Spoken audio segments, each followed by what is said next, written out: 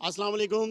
मोहम्मद शौकत अली, आप देख रहे हैं फ्रंट पॉइंट। आज हम यूसी 8 में चनेसर कोर्ट में मौजूद हैं। पीटीआई का एक कॉर्नर मीटिंग हो रही है, उसमें हमारे साथ माशाल्लाह से यहाँ के चेयरमैन जो हनीफ खान सवाती साहब और फैसल मुस्तफ़ा गुजर साहब हमारे साथ हैं। आज हम इनसे सवाल करते हैं कि आया इनका क्या मंशूर है। इनसे पूछते हैं कि वाकई ये जो मंशूर लेकर आएँ क्या इस इलाके के लिए बेहतर है। अस्सलाम वालेकुम। जी वालेकुम। सर क्या हाल है, खैरियत से? ठीक ठाक, आप खैरियत से हो? अच्छा, मुझे ये बताएं कि माशाल्लाह से आपके साथ टफ़ टाइम है इस टाइम। पीपल्स पार्टी इस टाइम बहुत ज़्यादा काम कर रही है इस टाइम चनेसर में, और आपको मालूम है यहाँ सईद गनी साहब का इलाका है और बहुत अच्छे पैमाने पे वो काम भी कर रहे हैं। क्या लगता है कि पीटीआई यहाँ से विन कर पाएगी या नहीं? इंशाल्लाह विन कर पाएगी, क्यों नहीं कर पाएगी। सईद साहब ने यहाँ क्या दिया है आवाम को? सिर्फ लॉलीपॉप दी है। यहाँ पर आपने बात की कि सईद साहब ने बहुत काम करा है, आप मुझे बताओ यहाँ पे क्या काम करा है? नहीं, सईद गनी साहब देखें काफ़ी अरसे से यहाँ पे इलेक्शन में माशाल्लाह से वो हर दफ़ा एमपीए की सीट निकाल लेते हैं, और जिस तरीके से अभी कैंपेन में देख रहा हूँ बहुत ज़्यादा उनके इश्तिहारात, मैं इश्तिहारात के हिसाब से लगाऊंगा कि जिस तरीके से वो इश्तिहारात कर रही है उस तरीके से आप किस लेवल पे उसमें काम कर रहे हैं? देखो इश्तिहारात क्या है, इनके झंडे और बेनिफिट्स की सियासत है। यही लोग हैं, यही लोग उनसे एक रिक्वेस्ट रखते थे कि हमें पानी दे दो, सेवरेज का निज़ाम दे दो, रोड का निज़ाम दे दो। ये लोग नौकरियाँ नहीं मांगते थे। इनने माजी में यही मामलात इनके साथ, कभी बिजली का इशू, कभी पानी का इशू। मैं खुद यहाँ का रिहायशी हूँ। आज अगर ये जिन गली में आप खड़े हो ना, ये मुतहदा का एक गढ़ था। इधर कोई और बशर, कोई पार्टी, ना सईद गनी आता था ना कोई और बंदा आता था। फर्स्ट टाइम सईद गनी साहब आए यहाँ से एमपी है। यूसी से अगर वो आए भी है ना, हमेशा वो ठप्पों के ऊपर आए और वो ये आवाज़ देते थे कि भाई आप लोगों के लिए मैं इस इलाके का बच्चा हूँ, मैं आप लोगों को पानी भी दूँगा, बिजली भी दूँगा, सेवरेज का भी निज़ाम दूँगा। इसने कुछ भी नहीं दिया इस आवाम को। इस आवाम को रुसवाई के अलावा कुछ भी नहीं मिला है। आज अगर हम पाकिस्तान तहरीक इंसाफ के प्लेटफॉर्म से आएँ, तो अगर ये सही होते ना तो हम पीटीआई का झंडा भी नहीं उठाते, क्योंकि हमने बड़ी मजबूरी में ये झंडा उठाया है। ये अभी पीछे भी लगा हुआ है, लॉलीपॉप दे रहा है, आया हुआ है। अभी मेरा ख्याल कोई गुज़श्ता, अभी कराची डूब गई थी, तो शहीद साहब ने अपने आप को कोरोना का पेशेंट बना के कतरीना में चला गया। ठीक है, अब वो आज निकल आए कि देख रहे हैं कि लोग हमारे से नाराज़ हैं, ये वजह क्या है। और आज आ रहे हैं अपने छोटे भाई को भी डांट रहे हैं, लॉलीपॉप दे रहे हैं आवाम को कि ये अगर मेरे भाई से गलती हो गई है तो आप हमारा चेहरा देखो, हमें वोट दो, हमें कामयाब करो। देखो ये कब तक चलेगा? आज 20 साल हो गए ये इस इलाके पे नाफिज हुए हैं। चेयरमैन भी रहे 2 दफ़ा, सेनेटर भी यहाँ से बना, एमपीए भी यहाँ से बना। ये क्या दिया इस यूसी को? तो आपका मुकाबला इस टाइम कांटेदार है इसका मतलब। तो आप क्या लगता है कि उस हमारा तरीके से आप सीट निकाल लेंगे? हमारा मुकाबला देखो कोई कांटेदार नहीं है। आवाम समझ चुकी है, आवाम बिल्कुल शऊर आवाम को आ गया है। खान साहब ने पूरे पाकिस्तान को शऊर दे दिया। ये आवाम अब समझ गई है कि ये लोग हमें ग़ुलाम बनाते हैं, कोई हमारे काम नहीं होते, सिर्फ लॉलीपॉप होते हैं। कुछ इलाके के जो वडेरे बन जाते हैं या बिलादरियों के बन जाते हैं, वो अपने साथ जो भी नीचे तबके के कमज़ोर होते हैं उनको जोड़ते हैं कि हाँ ये मेरे वोटर है, ये फिर उनकी जो डील होती है, भाई 2 नौकरियाँ 4 नौकरियाँ, ये भी एक लॉलीपॉप होते हैं। नौकरियां भी किसी को नहीं मिलती है। ये मुकाबला हमारा इनका है ही नहीं। अगर ये सोचते हैं कि हमारा इनके साथ मुकाबला है, हमारा कोई मुकाबला नहीं है। हम आए अपने यूसी एड की आवाम को जगाने के लिए, और यूसी एड की आवाम खुद जागी हुई है। हम जहाँ जा रहे हैं वो वेलकम कर रहे हैं कि यार आप लोग कहाँ हो, आप लोग कहाँ हो। यहाँ की आवाम हमें ढूंढ रही है। अगर आप ये कहते हो कि आपका मुकाबला है, हमारा कोई मुकाबला नहीं है। ये आवाम इनसे खुद अपना हक वापसी ले रही है, और ये आवाम इंशाल्लाह इनसे लेके रहेगी। इनको इस दफ़ा इंशाल्लाह ये बहुत बुरी तरीके से पिटेंगे। मतलब ये हमेशा सियासत हुई है, नालों पे, गटरों पे, सड़कों पे। क्या शहूर की कभी सियासत हुई है? मैं यही तो इसी बात पे तो मैं हंसा हूँ कि गटर और नाले और पानी और बिजली से इस आवाम को निकाला ही नहीं है कि ये कुछ और शऊर मांगे। आज अगर उसने ये चीज़ें सब आवाम ने अपनी आवाम को दे दी इसने, तो आवाम तो शऊर की तरफ भी जाएगी कि यार हमारा मेरा ये बेटा है कि यार ये पढ़ा लिखा है कि इसको यहाँ जॉब दिलवा दो यहाँ। ये तो उस तरफ इस आवाम को लेके ही नहीं जाना चाह रहे। तो ये आवाम को क्या शऊर देंगे? ये आवाम को ग़ुलामी की तरफ ले जाते हैं। जब वोट ले लेते हैं फिर ये आंखें आज यहाँ इनकी आज यूँ रखी हुई है, यूँ रखी हुई है, कल ये आते आंखें यहाँ कर देते। यार जा भाई, तेरा वोट किस काम का था? और अब ये कहते हैं कि यार अब आपका एक वोट जो है ना, मैं आपसे वोट मांगने आ गया हूँ, मेरे भाई से गलती हो गई। देखो ये लॉलीपॉप और नहीं चलेगा, ये आवाम जाग गई है। इंशाल्लाह ये आवाम पाकिस्तान तहरीक इंसाफ खान साहब के साथ खड़ी है, और उनको ये नज़र आ गया कि ये यूसी की बात नहीं है, ये इंशाल्लाह कराची शहर खान साहब, इंशाल्लाह आप भी देखोगे, इंशाल्लाह अपनी 24 तारीख को आप खुद देखोगे कि इंशाल्लाह पाकिस्तान तहरीक इंसाफ कराची में अपना मेयर भी बनाई। अस्सलाम वालेकुम। वालेकुम अस्सलाम। फैसल भाई, देखा है कि आपने अभी थोड़ी देर पहले आप कह रहे थे कि बड़ा गलियों में काम किया है। आधी से आधी गली बनी हुई और आधी गली नहीं बनी, ये क्या है? ये सियासत है या पूरी क्यों नहीं बनी, क्या वजह है? मेरे ख़्याल में अभी तक कोई ऐसी गली नहीं है जो आधी बनी हो और आधी नहीं बनी हो, बल्कि जो गलियां हमें नहीं भी दी गई थी हमने वो गलियां बनाई हैं।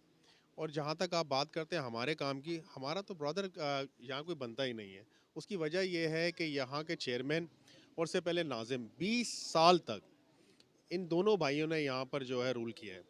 और उसके बाद जो है अगर हम यहाँ पर हनीफ खान सवाती साहब जो है MPA MNA का फ़ंड लाकर यहाँ काम करता है, तो सारा क्रेडिट इसके ऊपर जाता है। इसको क्या पड़ी थी कि ये वहाँ से लेकर आता, ना ही हमें तो इस चीज़ का पता नहीं था कि बल्दियात भी कभी होंगे यहाँ पर।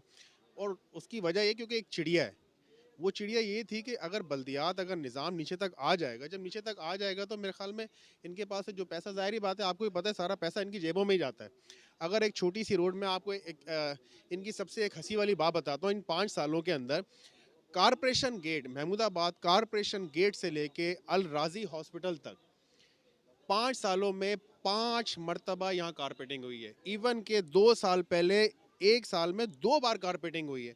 क्या ऐसी वजह है? कौन से ऐसे जो है इंजीनियर है जो हमारे पास नहीं है कि एक रोड बनाई जाए और वो रोड बारिश, और मज़े की बात है कि बारिश से तकरीबन कोई 10 दिन या 15 दिन पहले वो कारपेटिंग की जाती है, और बारिश, इनको पता है कि बारिश होगी, और ये जब डालते हैं रोड, जब इनको पता लग जाता है, इनको जो है ये मालूमात मिल जाते हैं कि अब बारिश कंफर्म है, उससे 15 से 20 दिन पहले आके ये इलाके के मकीन यहाँ पर खड़े हुए, इनसे पूछ ले, ये कारपेटिंग करते हैं, उसके बाद गली ख़त्म हो जाती है। अच्छा, ये तो छोटी छोटी चीज़ है ना, ये गलियों की बात कर रहे हैं, मैं इससे बड़े काम बताता हूँ।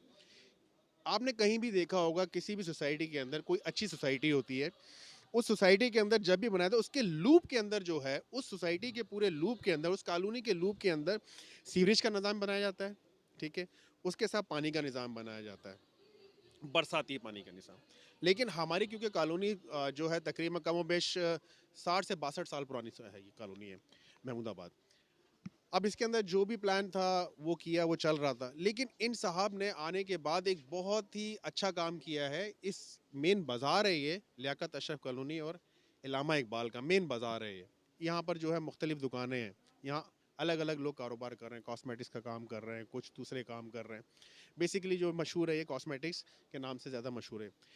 इन साहब ने ये काम किया कि जो लूप के अंदर चीज़ें चल रही थी, जो ऑलरेडी चल रही थी, पहले कभी प्रॉब्लम नहीं हुआ, लेकिन इन साहब ने सीवरेज की लाइन बीच बाजार के अंदर डाल दी। कोई अक्लमंद से पूछे इससे कि बीच बाजार में मेन सीवरेज की लाइन डालने का वजह क्या है? जब बारिश होगी, जाहिर बात है उनके बकौल, उनके बारिश ज़्यादा होती है तो पानी ज़्यादा आता है। पानी ज़्यादा आने के साथ साथ जो गटरों के अंदर पानी होता है वो बाहर आ जाता है। अब उसकी वजह से ये प्रॉब्लम होती है कि वो नाले उबल पड़ते हैं, और उबलने की वजह से ये होता है, देखिए स्वीपर हमारे पास यहाँ पर इस यूसी के अंदर 70 से 80 के बीच के अंदर है, लेकिन ना कभी यहाँ पर कुंडी मैन आया, ना कभी स्वीपर आया। एक कि मेरे जैसा बंदा, जो मेरे ख्याल में आज मैं पहली मरतबा इंटरव्यू दे रहा हूँ, आज मैंने पहली मरतबा स्पीच की है, मैं आगे आया हूँ। इन लोगों का क्या कसूर है? सिर्फ इनका कसूर ये है कि डर जाते हैं। क्या लगता है कि आप यहाँ से सीट निकाल लेंगे? इंशाल्लाह ऐसा लगता है। देखें, हमारा काम है सिर्फ मेहनत करना, और अल्लाह ताला जो है इसका जो भी रिज़ल्ट होगा अल्लाह ताला को बेहतर मालूम है। बाकी ये कि हमारे लोगों के अंदर एक बड़ी एक चीज़ बताना चाहूँगा कि माजी का पछतावा जो है इनको बहुत ज़्यादा होता है, और फिर मुस्तकबिल के अंदेशे भी होते हैं। हमारे यहाँ पर जो है इन्होंने, इन दो भाइयों ने जो है यहाँ पर कल्चर जो डेवलप कर दिया है, अगर आप इस करीब से देखेंगे, इस सिस्टम के अंदर आके देखेंगे, महमूदाबाद की बात कर रहा हूँ सियासत की, कि मैं लोगों से मिल रहा हूँ तो मुझे ऐसा लग रहा है कि मैं किसी सिंध के किसी गांव में बैठा हुआ हूँ, सिंध के किसी वडेरा सिस्टम में बैठा हुआ हूँ, कि लोगों का इतना डर है कि मैं खुद इतना परेशान हो गया हूँ कि मैं अगर वोट के लिए जाता हूँ तो मुझे कहते हैं कि आपका खामोश वोट है। भाई क्या वजह है खामोश वोट की? ऐसा क्या है जो ये कर रहे हैं? लेकिन कुछ मामला ऐसे मैं शायद अभी यहाँ डिस्कस नहीं कर, लेकिन लोग डरते हैं इनसे।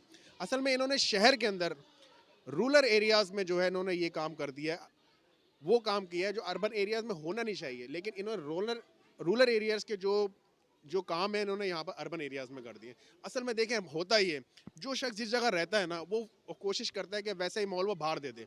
चनेसर घोट के लोगों को, उन शरीफ लोगों को, उन सादे लोगों को इन लोगों ने कभी आगे नहीं जाने दिया। मेरी बात सुने, क्या उनकी गलती है कि वो गुटखा खाएंगे बच्चे? दूसरे इलाके के बच्चे गुटखा नहीं खाते, वो क्यों खाते हैं? स्कूल सिस्टम हमारे आप देख ले, आपने कभी देखा है कि गवर्नमेंट स्कूल हो और उसका जो है टीचर्स नहीं पता, लेकिन वो कौन चला रही है? एनजीओ चला रही है। 2 से 3 स्कूल हैं यहाँ पर, गोट के बड़े स्कूल हैं, एक इसी गली के अंदर है जो कि एक एनजीओ चला रही हैं, खातून चला रही हैं। इसके अलावा चनेसर गोट का जो बड़ा स्कूल है वो भी एनजीओ चला रहा है। अच्छा मुझे ये बताएं कि उसके टीचर्स कहाँ हैं? अरे भाई टीचर्स भी तो होंगे, अगर टीचर्स हैं तो उनको रिज़ाइन करा के आप एक चीज़ शो कराएंगे भाई ये फारिग हो गए। ये है कि ये मासूम लोग हैं, ये शरीफ लोग हैं, ये सुबह काम पे जाते हैं, ये बेचारे शाम में घर पर आते हैं तो इनको पानी चाहिए होता है। इनको इस चक्कर में इतना फंसा दिया है कि ये डरते हैं। जो मैं आपको बात बोल रहा था, ये डरते हैं। उसकी वजह क्या है डरने की? उसके डरने की वजह ये है कि अगर हम इनको बोलेंगे कुछ, ये हमारी लाइन काट के चले आएंगे, हमें पानी नहीं देंगे और रात में आके ये पानी भरेंगे। रात में 2:30 बजे 3 बजे पानी आता है। ये कौन सा मुल्क है? ये कौन सी कौम यहाँ बसती है कि 2:30 बजे 3 बजे जो बंदा सुबह निकलेगा 8 बजे और 6 बजे वो काम से आता है, 7 बजे आता है, 8 बजे आता है, वो सिर्फ 3 घंटे सोएगा? तो भाई वो पागल ही होगा ना, वो डंडे मारेगा ना, वो बस में चढ़ेगा तो लड़ेगा, दुकान पे जाएगा, ग्राहक आएगा तो लड़ेगा उससे, घर पर आएगा 20 बच्चों से लड़ेगा। तो उसका डायरेक्ट किसके ऊपर आता है इम्पैक्ट? उसका डायरेक्ट इम्पैक्ट इन बच्चों पे आएगा। क्यों? क्योंकि घर से जो बच्चा सीखेगा वो बाहर इंप्लीमेंट करेगा। जो मदीने के रियासत खान साहब ने एक जो बताया, लोगों को ये समझ नहीं आई है। असल में देखिए ग्रास रूट पे जब तक आपका सिस्टम नहीं बनेगा, आप ग्रास रूट पे काम नहीं करेंगे, इन बच्चों के लिए काम नहीं करेंगे। खान साहब के लिए क्यों बोलते हैं खान साहब कि मैं इनको नहीं देख रहा जो मौजूद है, जो आने वाले हैं उनके ऊपर उनका जो है वो तकिया था, और आज वो जो बात थी वो पूरी होकर रही है। मैं नहीं, मेरे बात देखिए मेन इशू है तालीम। इन 2 भाइयों ने इस इलाके से, आप यकीन इमेजिन नहीं करेंगे कि तालीम को ऐसे निकाल दिए जैसे खाल निकाल दी जाती है बकरी कुर्बानी के बाद।